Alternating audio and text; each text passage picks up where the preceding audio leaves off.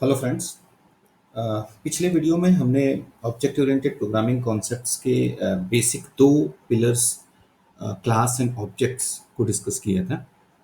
इस वीडियो में हम आगे बढ़ते हुए उसके जो चार फीचर्स हमने डिस्कस किए थे उन फीचर्स को वन बाय वन डिस्कस करते हैं। सबसे पहले हम लेके चलते हैं अब्स्ट्रैक्शन को। देखिए, अब्स्ट्रैक्शन को समझने के लिए एक नॉर्मल कॉन्सेप्ट समझिए। आप मान लीजिए एक बाइक या एक स्कूटर ड्राइव कर रहे हैं, तो चलाते चलाते अचानक आपके सामने कोई आता है और आप ब्रेक प्रेस करते हो। जैसे ही आपने ब्रेक दबाया, आपकी गाड़ी वहां पे रुक गई। आपको गाड़ी स्टार्ट करनी है, आपने स्टार्ट बटन पुश किया और आपकी गाड़ी स्टार्ट हो गई। तो यहाँ पर एक चीज कॉमनली आपको देखनी है कि जब हम ब्रेक प्रेस कर रहे हैं गाड़ी रुक रही है, स्टार्ट बटन पुश कर रहे हैं गाड़ी स्टार्ट हो रही है। हमारे लिए एज ए यूजर केवल यही जानना सफिशियंट है कि जब हम उस पर्टिकुलर लीवर को पुश करेंगे तो गाड़ी रुक जाएगी, जिसे हम ब्रेक कहते हैं, और जब हम उस बटन को पुश करेंगे, जिसे स्टार्ट बोल रहे हैं, तो गाड़ी स्टार्ट हो जाएगी। ठीक है, तो मैकेनिकली हमारे सामने एज ए यूजर हमें केवल दो ऑप्शंस दिए गए हैं। हमारे सामने ये चीज नहीं रखी गई कि हम जनरली, हमारे लिए एज ए यूजर ये जानना जरूरी नहीं है कि जब हम ब्रेक प्रेस करते हैं तो इंटरनल मैकेनिज्म क्या होता है, या जब हम बटन पुश करते हैं तो हमारा इंटरनल मैकेनिज्म क्या होता है। ओके, तो इस पर्टिकुलर चीज को हम अब्स्ट्रैक्शन कहते हैं, यानी हमें वो चीजें दिखाई गई या शो की गई या रखी गई जो हमारे लिए जरूरी हैं, और उन चीजों को हाइड कर दिया गया जो हमारे लिए नॉन एसेंशियल्स है। ठीक है, तो डेटा एब्स्ट्रैक्शन यही रेफर करता है कि केवल एसेंशियल इंफॉर्मेशंस को, आउटसाइड वर्ल्ड को शो करिए और उनके बैकग्राउंड डिटेल को हाइड कर दीजिए। जैसा कि हमने गाड़ी में देखा कि हमें ब्रेक के लिए एक लीवर दिया गया, स्टार्ट करने के लिए एक बटन दिया गया, तो वो हमारे लिए एसेंशियल था, लेकिन उसकी जो बैकग्राउंड डिटेल्स थी कि ब्रेक पुश करने पर क्या हो रहा है या बटन पुश करने पर क्या हो रहा है, वो हमसे हाइड कर दी गई। ठीक है, तो ऐसे ही क्लासेस के कॉन्सेप्ट में जब हम क्लास पढ़ते हैं तो क्लास में भी कुछ इंफॉर्मेशंस को हम आउटसाइड वर्ल्ड से हाइड करके रखते हैं, जो हमें दूसरे लोगों को शो नहीं करनी या दूसरी क्लासेस को शो नहीं करनी। हम केवल उन इंफॉर्मेशंस को पब्लिक रखते हैं, उन इंफॉर्मेशन को पब्लिक को शो कराते हैं जो हम चाहते हैं कि ये आउटसाइड वर्ल्ड यूज कर ले।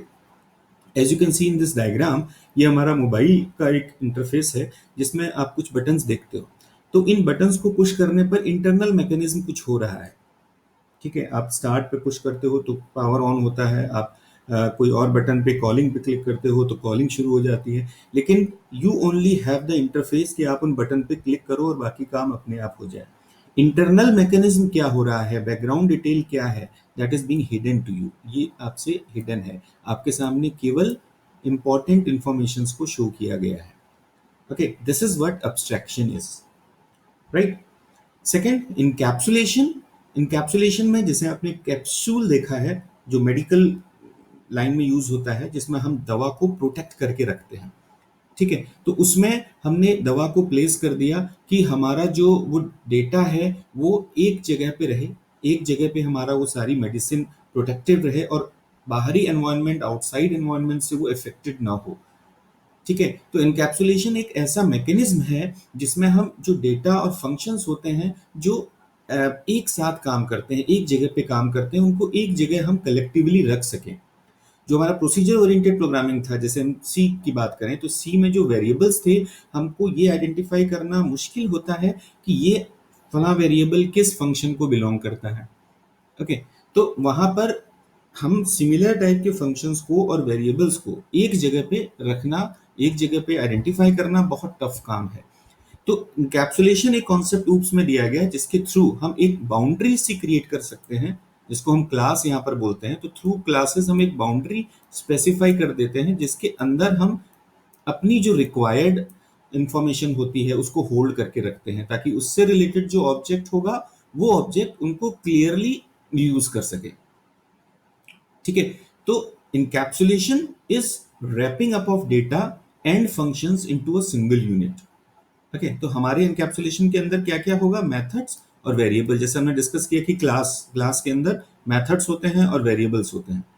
ओके, तो इन मेथड्स और वेरिएबल्स जो एक जैसे हैं, एक जैसे ऑब्जेक्ट्स को बिलोंग करते हैं, उनको एक बाउंड्री में होल्ड करके रखना इज इनकैप्सुलेशन. तो we have wrapped the functions, the methods and the variables into one unit, and we are identifying it by a name. That name is called class. Okay, तो class के through हम encapsulation को implement कर रहे हैं, और इसी class के थ्रू हम कुछ पब्लिक प्राइवेट प्रोटेक्टिव के थ्रू आपका जो अब्स्ट्रक्शन का फीचर है उसको इंप्लीमेंट कर रहे हैं. Right? So abstraction is showing the essential detail and hiding non-essential detail to the user. Encapsulation is wrapping up of data and functions into a single unit. ठीक है, तो we are implementing this with the help of class. Right. Okay, come to the next one, inheritance. Inheritance, as the name suggests, you are inheriting something from आप कह सकते हो कि आप parent से कोई features को automatically child में आना is inheritance. ओके, ये बहुत इंपॉर्टेंट कॉन्सेप्ट है ऊप्स का, जिसका बेसिक जो यूज है दैट इज कोड रीयूजेबिलिटी, यानी एक ही चीज को बार बार रीयूज करना. आप एक जगह एक फंक्शंस को डिफाइन करते हो, like you can see in this diagram, कि आपने एक जगह शेप में कुछ फंक्शंस को डिफाइन कर दिया, वो फंक्शन ट्रायंगल में भी बिलोंग करेगा, क्वाड्रेट्रियल में, रेक्टेंगल में, स्क्वायर में और राइट एंगल. तो इन सब में वो पर्टिकुलर फंक्शंस ऑटोमेटिकली आ जाएंगे, हमें उनको बार बार डिफाइन करने की जरूरत नहीं है. Once we define it in a class, that will automatically be defined in other child classes. But child और पेरेंट का रिलेशनशिप होना चाहिए, यानी इनहेरिटेंस होना चाहिए. ठीक है, तो इनहेरिटेंस है क्या? Is a process of forming a new class from an existing class. तो किसी भी एक जो पुरानी क्लास हमारे पास बनी हुई है, उस पुरानी क्लास से एक नई क्लास को बनाना इज कॉल्ड इनहेरिटेंस. तो एक ऐसी प्रोसेस है जिसमें हम एक नई क्लास बनाते हैं एग्जिस्टिंग क्लास से, और इसमें जो हमारा एग्जिस्टिंग क्लास होती है उसको क्या बोलते हैं? Base class. और जो नई क्लास बनती है उसको बोलते हैं डिराइव्ड क्लास. ठीक है, तो this is what inheritance is.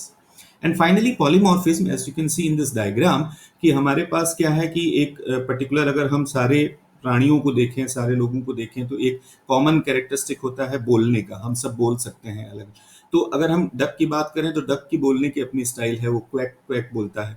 एक बिल्ली की बात करें वो मियाऊ बोलेगी, एक डॉग की बात करें वो वुफ बोलेगा, और एक हम ह्यूमंस की अपनी एक बोलने की एक अलग लैंग्वेज है जिससे हम बात करते हैं. तो तरीका या बोलने का सबका अपना अपना अलग तरीका है, लेकिन फंक्शन एक ही है कि बोलते हैं. ओके, तो एबिलिटी है एक फंक्शंस को अलग अलग तरीके से यूज करना, दैट इज कॉल्ड पॉलीमॉर्फिज्म.